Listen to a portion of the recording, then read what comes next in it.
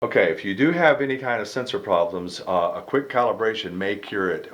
Things that could possibly cause any kind of sensor issues might be if you had an excess of methane gas and you pegged out the sensor, or maybe some excess carbon monoxide might peg out the sensor. If that happens, simply reset the unit until the sensor clears, run it through another calibration, and if it doesn't clear, then you may have to replace the sensor.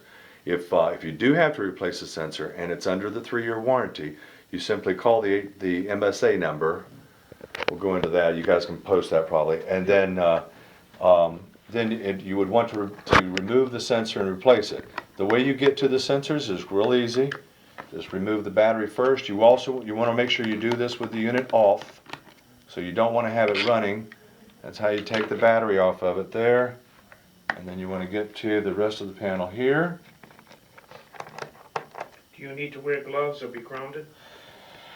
Most of the time not, unless you're in a really high static area. You know, if it were winter and we were cold, I don't know, I would say yes, but typically no, you don't. A lot of people at the shops, if they're doing it all the time, they will do that. Oh boy, okay, so we're letting the screws go away.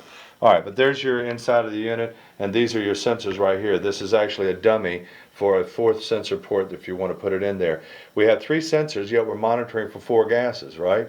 So one of our sensors is actually doing double duty. So as you look at the sensors, and if you had to do a replacement, that's how it comes out. That's a sensor right there. This particular one right here is your XL sensor, which monitors for CO and H2S. So it's your duo tox or double duty.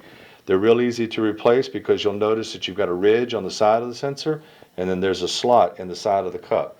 So in order to replace the sensor, just make sure that you got it in that same slot again, where it fits, and then it plugs right in. LEL sensor is over on this side. This is your combustible sensor. Same situation. You have a little ridge right there. If you put it into that and turn it until it lines up, and you can usually feel it, right? So there you go.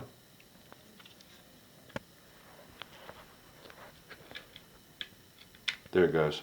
And then this is your oxygen sensor. This is where you could put a chlorine sensor or ammonia sensor or any other toxics that you have. This is a replaceable pump. The screen is replaceable in the field. All of it can be just taken out and replaced with a screwdriver.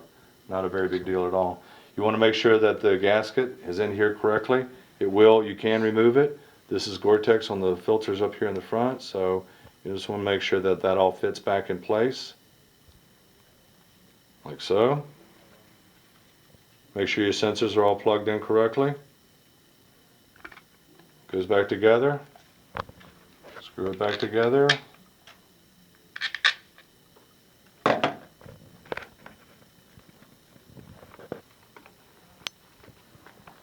one of those power screwdrivers, don't I?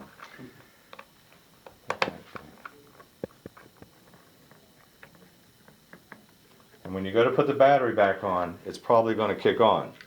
So if it's got juice in the battery, it'll probably turn it on.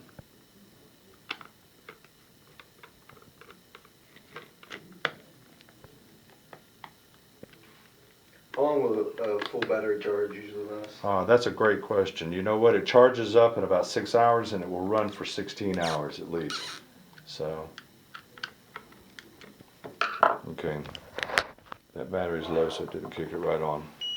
That's turning it back on.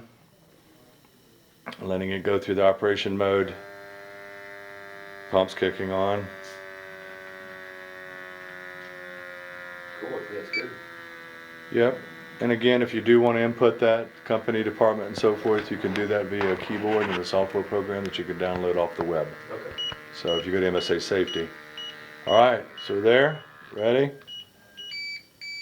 That we know we put it all back together correctly now, right? So there's no leaks or anything. And now it's ready to go.